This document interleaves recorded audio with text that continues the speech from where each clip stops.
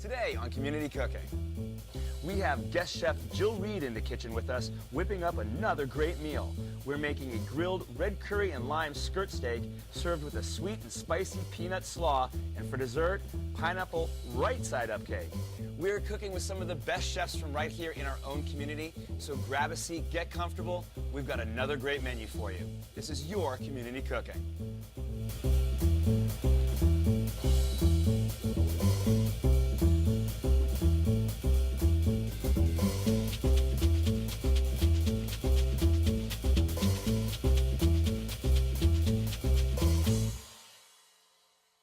Hello and welcome to Community Cooking. I am your host, Kirk Leins. In our kitchen today is home chef Jill Reed. Hello, thank you for having me. Thank you for being here. Always fun. Now, I say home chef, but that's not entirely accurate. You have a little history with food, don't you? I do. I, at one point, wrote a food column, and I was a photo editor for a food section at a newspaper. Okay, so that's some street cred there. And I just love to cook. And you've got a son who is an adventurous eater, from what I hear? Very adventurous. He loves spice. He loves bold flavors.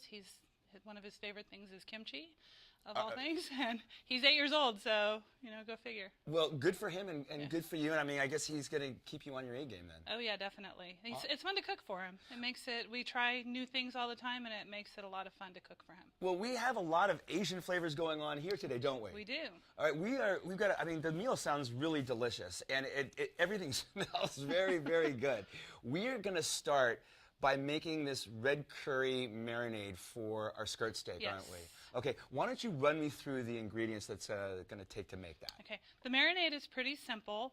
It's olive oil, minced garlic, the lime juice, and then red curry paste, which you can find in most Asian supermarkets. Even now in regular... Some of the regular supermarkets in the Asian food section aisle, yeah. Yeah, it comes in a little jar, and it's great in marinades. I've used it in soups. It's pretty utilitarian. Yeah, it's not too spicy, but it's got a lot of flavor. Great. So. Okay, let's get started. All right, so we're just basically going to add all of those things. And you were explaining to me earlier that we don't deal with a lot of amounts on this show because we give away the recipe, but for this marinade here, it's like sort of equal portions of everything. It's 4 tablespoons of the red curry paste, 4 tablespoons of the olive oil and the lime juice, and then 4 cloves of garlic minced. And the reason I say this is because while we're just doing a little bit of steak right now, that may not always be the case. You may be cooking for a lot of people, and you might need more marinade. Right. So all you've got to do is just remember that formula, equal across the board, yes. and you're good to go. Yeah, it's really easy. And with olive flavors in this, I don't even salt and pepper the meat because there's so much going on with the curry and with the garlic. I don't want to confuse that. Well, that curry's definitely already seasoned. Oh, yeah.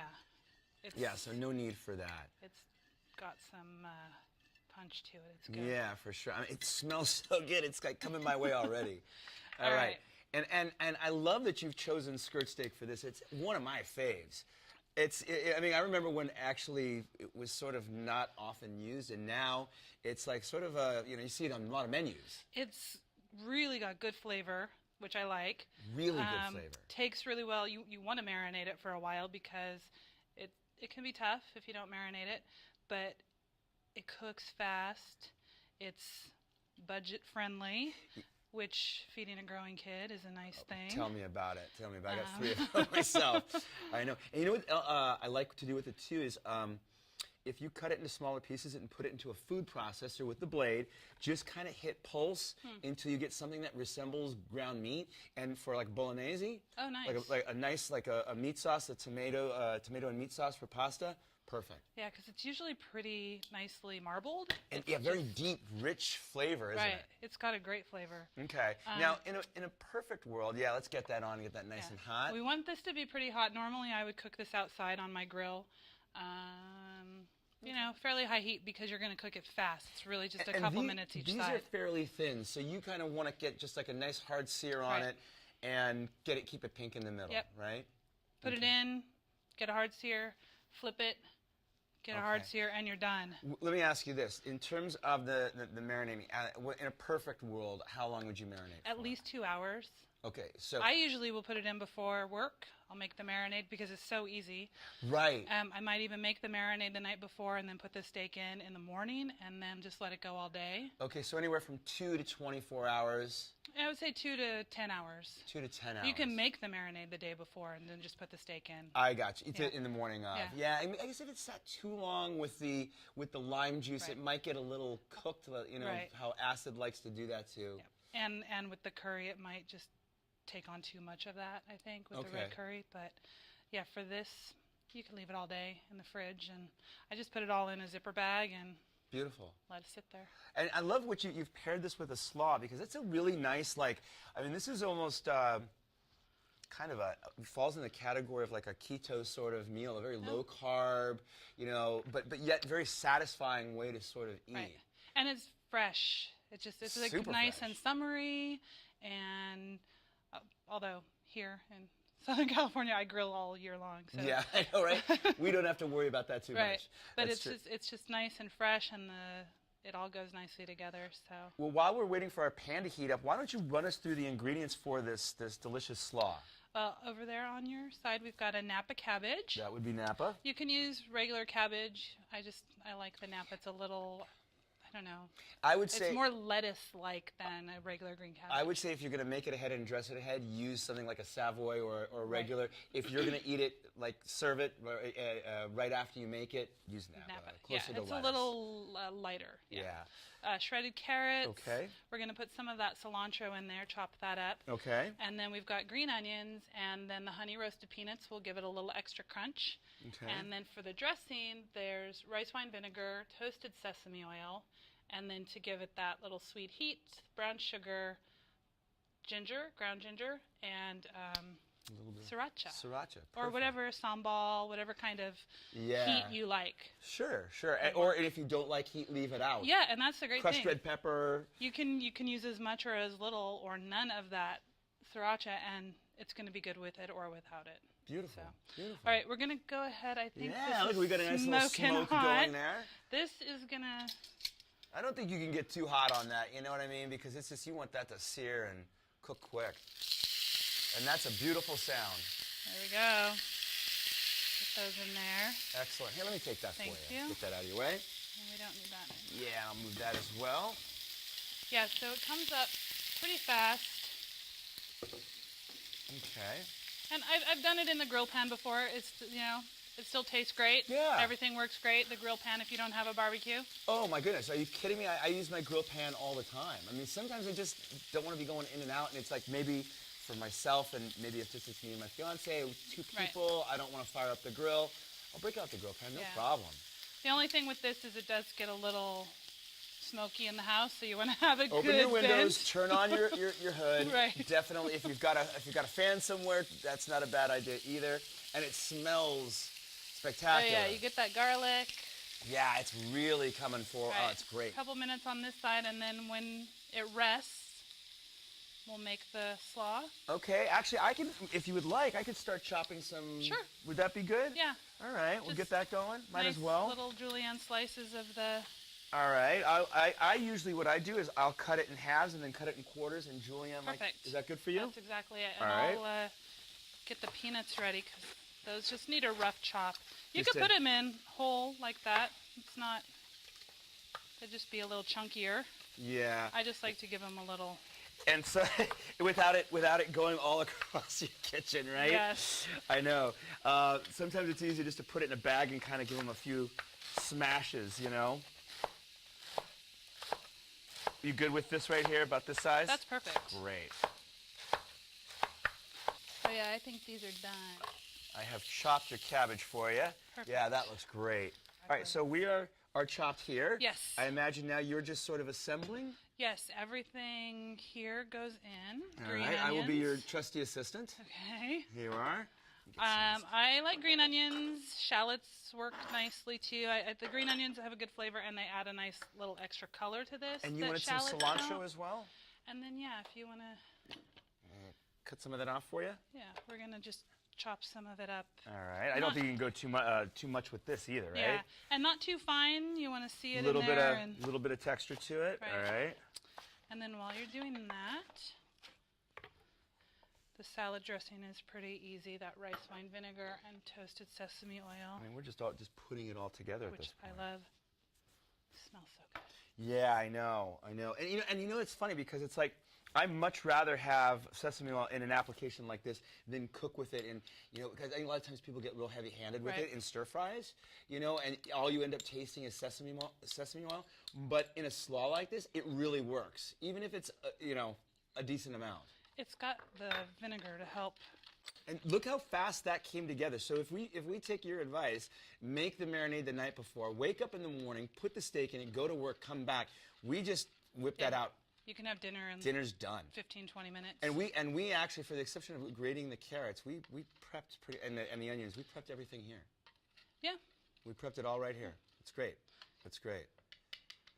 All right. Okay. And we're going to use these little tongs. I'm just going to drizzle some over. I don't want to get too heavy-handed with the... All right, you don't have to worry about me because I love dressing like that.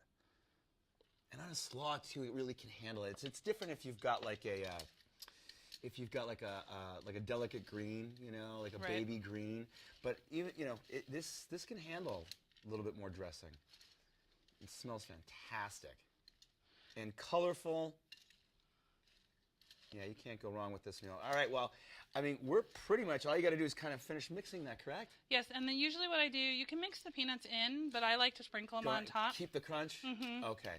All right, well, I tell you what, why don't we finish that up? We'll get this all cleaned up, take a little break. When we come back, we're going to make something called a pineapple right-side-up cake. You're going to explain Yes. what that is. So don't go away. We'll be right back.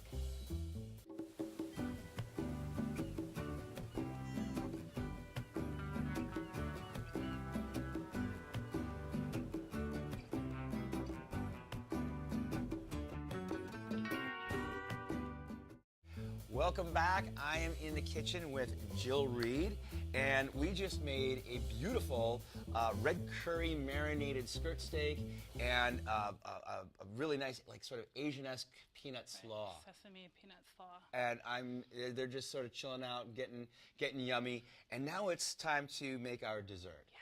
Something called a pineapple right-side-up cake. Yeah, which is I had a little liberty with that. It's more like a layered pineapple cake. We're rule breakers here. It's not a pineapple upside down cake, Right, which is where the most you put the common. pineapple Right. and the caramel Which, on the bottom. don't get me wrong, I love that. It's pretty darn delicious, but this is just more of your standard cake where you're not inverting it in Right. order to serve it. Right. Okay, run us through the ingredients we're going to start with the batter, correct? Yes. So run us through the ingredients for the batter. We're going to start with the canola oil Okay. and the sugar. Okay. We've got eggs, a little bit of vanilla, and then all of our dry ingredients are already mixed. That's flour, baking soda, baking powder, and a little bit of salt. A little bit of salt, Right. or leavening in our salt. Right. Okay. So where do we start with the mixer? With the mixer, we start with our canola oil. So let's get that. Okay. That's pretty. I love how you've brought everything to us in mason jars and apothecary jars and To be very organized. all sorts of beautiful and pleasing to look at.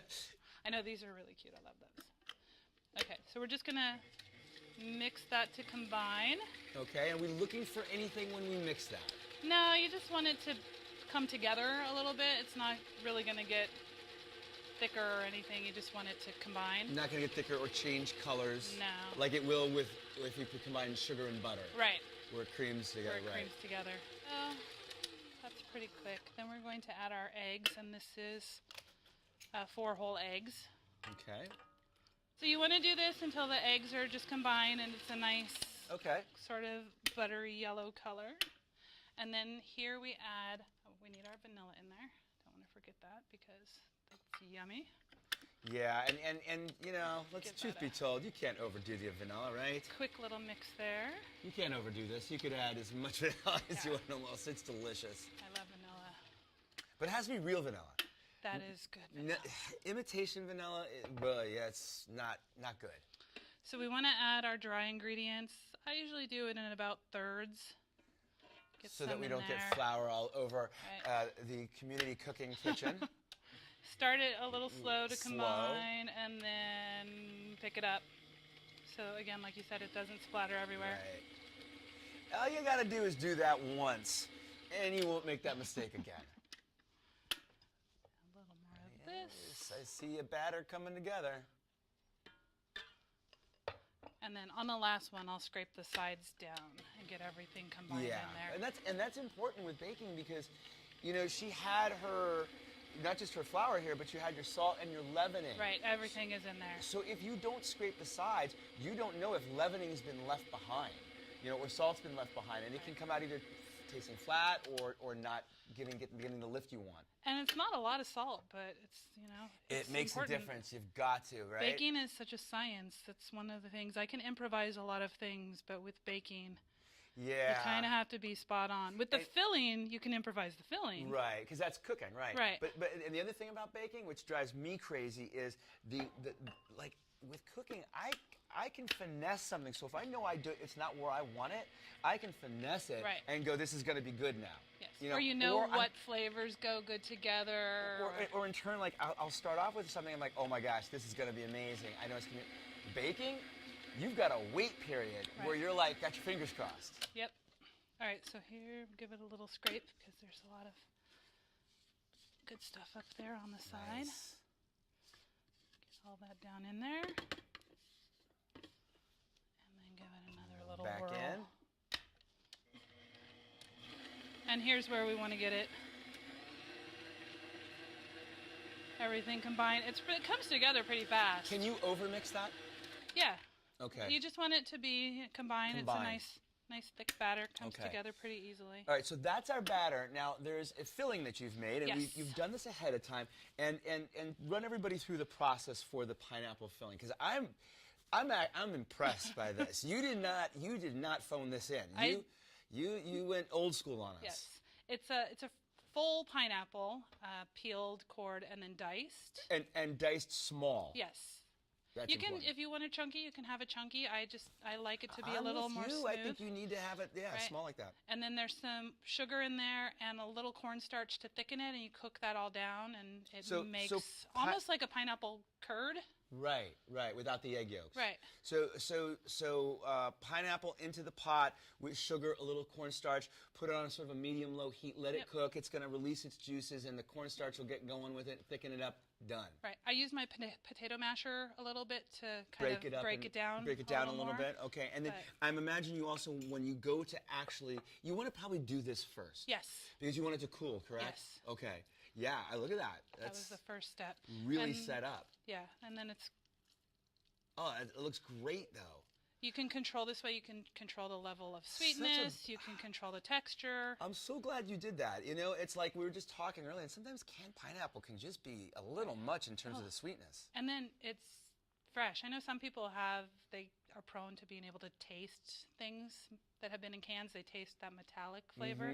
This way you don't have to worry about that. Okay, so we're going to make our crumb topping now? Let's go ahead and make our crumble. And listen, I mean, I've never met a crumble I didn't like. That makes everything better. So we'll have our butter. Unsalted? Cold butter, unsalted butter. Okay. And then I like to give it cut it up a little bit to work with it.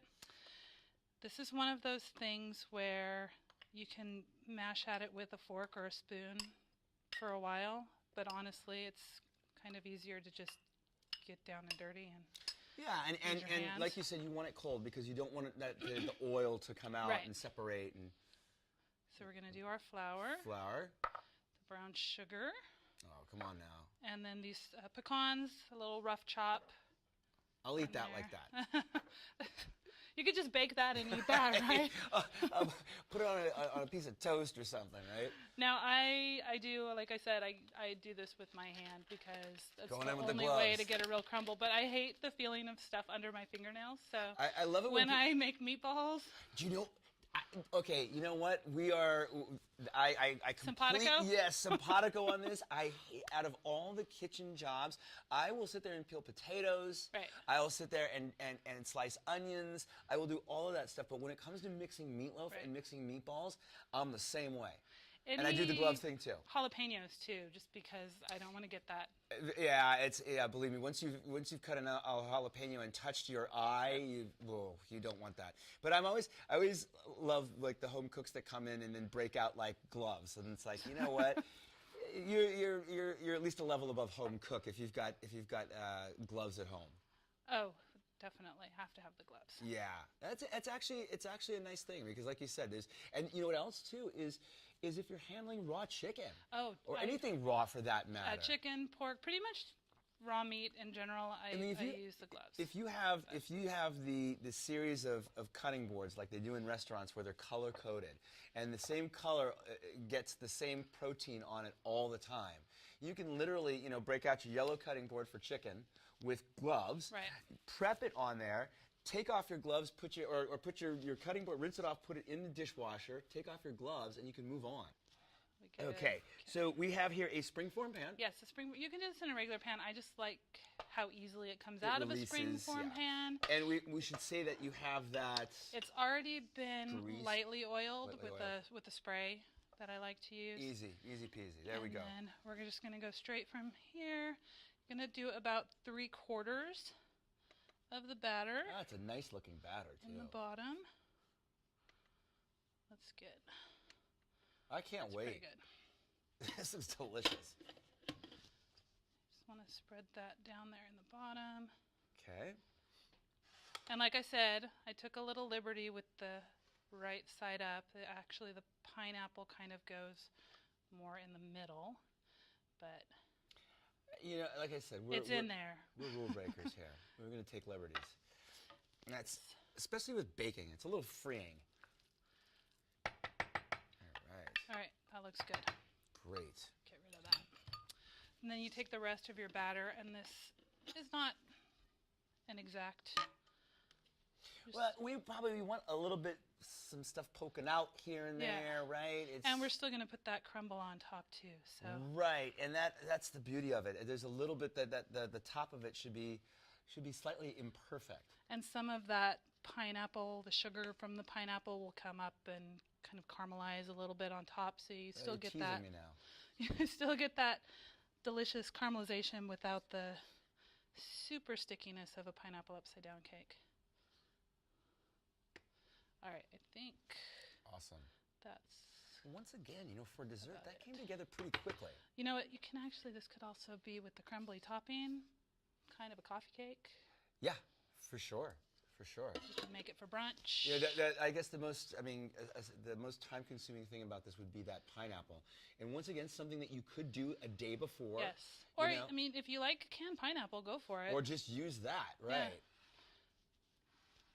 I'm not opposed to it. It's just I like to know how much sugar is going on in there. And again, it doesn't have to be... I'm with you. I'm with you on that. Perfect, but we'll get that in there. Okay. And then kind of oh yeah. The butter, the brown sugar, the pecans. This comes out so good. Yeah. This is pretty standard crumble that you can use on any kind of coffee cake or muffins. Sure. And if you wanted to, you could actually even remove the pineapple. You could go straight make a little bit more crumble, add some cinnamon, some allspice, some nutmeg, stuff like that to it. It'd be delicious. Any other kind of fruit you like? Yeah. Yeah. That is great. Okay, so now we're going to bake this. How high of an oven? It's a 350 oven, and kind of depending on the oven, it's 40 minutes to maybe an hour. Okay, so I check it at 40 minutes. And what's your test? Insert the toothpick. And the toothpick test. Comes out, So right into the center, and if it comes out clean, we're good. You're good. So at the 40-minute mark, we start checking that, and then we just kind of figure it out from there. Yep. As soon as that toothpick comes out, we're good to go. All right, let's get that in the oven. And we've got one that we've already prepped. Yes. And would you look at that? That doesn't look too bad. Don't look too bad. Look at So you. you can see some of the pineapple gooiness in Look there. at you being all modest. It looks amazing. And the yummy topping. That's my favorite part. Well, guess honestly. what? Guess what? On the other side of our break, I'm going to get to eat some of the delicious steak slaw and have this for dessert. So we'll get cleaned up. We'll make that happen. Don't go away. We'll be right back. You're going to watch me eat. Alexa, how do you tell if asparagus is still good? If it's not moldy or slimy, it's okay to eat. Enable the new skill from Save the Food on your Amazon Alexa and help fight food waste. Welcome back. I'm in the kitchen with Jill Reed, and my favorite time has arrived. Time to eat this delicious looking and smelling food. We have our red curry marinated skirt steak, which is on top of our Asian peanut slaw, and then this delicious pineapple right side up cake to wash it all down with. Yes. All right. Gotta have Shall dessert. we? Yeah, let's go for it. Please. Here. Do you want a little extra lime juice? Yeah, we can hit that with a little bit of lime. Sure, why not? You know, and as the plate says, enjoy life. It's There you go. delicious. All right. I'm going to grab this piece Okay. right here in the Oh middle. yeah, and look at how nice and perfectly medium rare this meat is because of the fact that we let it rest. You know, we didn't rush it. We didn't rush it to the table. We let it rest. And people make the, sorry about that, a little clumsy, make the mistake of thinking that like beef needs to be like piping hot, and it doesn't. Well, and with a steak this thin, if you cook it too long, it's just going to get more tough. Right, exactly. There's not a lot of forgiveness with this one. That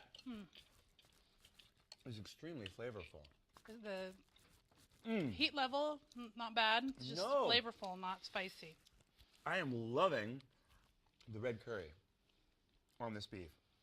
I'll tell you what else I really like.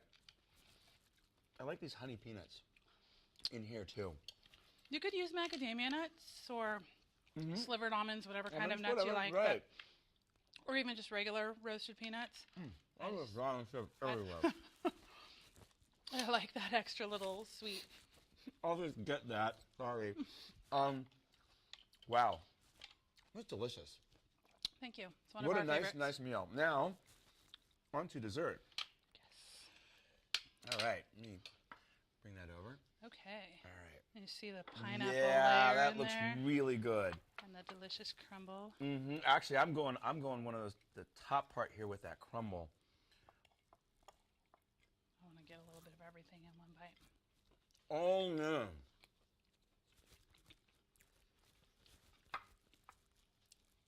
That is ridiculously good. And this fresh pineapple made it, because you can taste that it's fresh.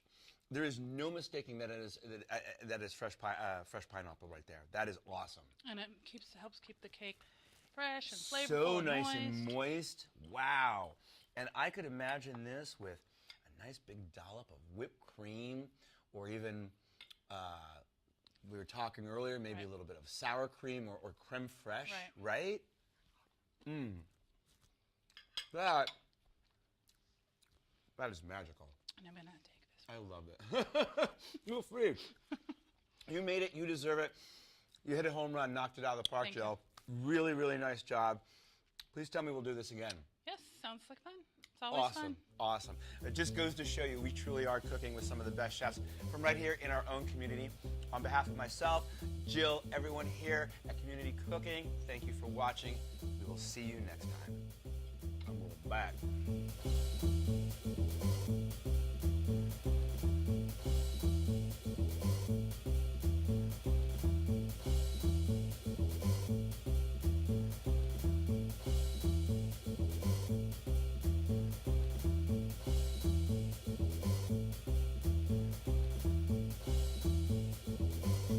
If you'd like a copy of the recipes seen on this show, send us a self-addressed stamped envelope to the Office of Cable and Community Relations. That's 3350 Civic Center Drive. And don't forget, you can find all the fresh ingredients used on today's show at the Farmers Market. Visit the one here in Torrance at Wilson Park. That's located at 2200 Crenshaw Boulevard. And if you'd like to be a guest on our show, email us at communitycooking@torranceca.gov and check us out online at youtube.com/TorranceCitiCABLE and like us on Facebook at Community Cooking TV.